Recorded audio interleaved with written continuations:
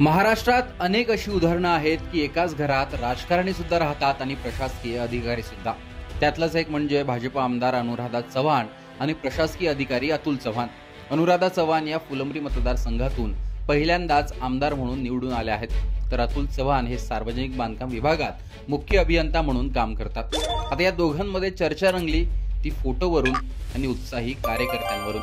आमदार अनुराधा चव्हाण यांच्या कार्यकर्त्यांनी लावलेल्या बॅनर्सवर सरकारी अधिकारी असलेल्या अतुल चव्हाण यांचाही फोटो लावण्यात आला होता।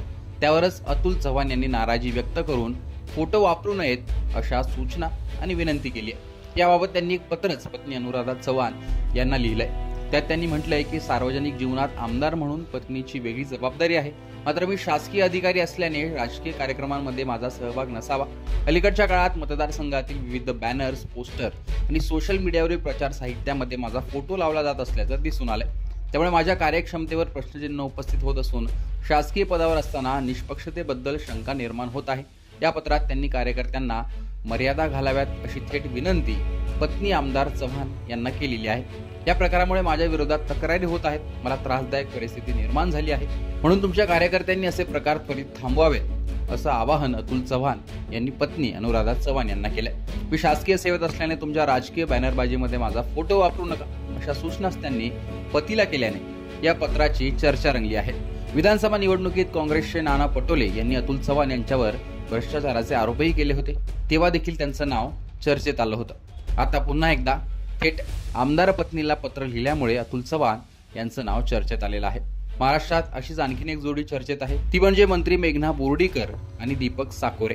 मंत्री मेघना बोर्डीकर या परभणी जिल्ह्यातील जिंतूरचे आमदार असून पती दीपक साकोरे हे IPS अधिकारी आहेत। रामप्रसाद बोर्डीकर यांची कन्या म्हणून मेघना बोर्डीकर हे त्यांचा राजकीय वारसा चालवत आहेत। त्यामुळे या जोडीची देखील महाराष्ट्रात अधूनमधून चर्चा होत असते। आता फुलंब्रीच्या अनुराधा चव्हाण आणि अतुल चव्हाण यांची पत्रामुळे चर्चा होत आहे।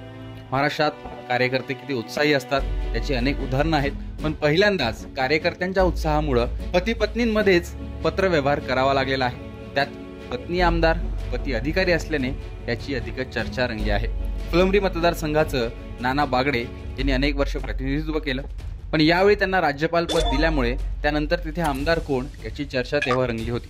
त्यानंतरच अनुराधा चव्हाण हे नाव चर्चेत आलं होतं आणि त्यांना भाजपने उमेदवारी दिल्यानंतर त्यांनी आपल्या पहिल्याच निवडणुकीत विजय सुद्धा मिळवला होता आणि त्या फुलंब्रीच्या आमदार सुद्धा झाल्या आहेत। तेव्हा देखील त्यांची चर्चा झाली होती।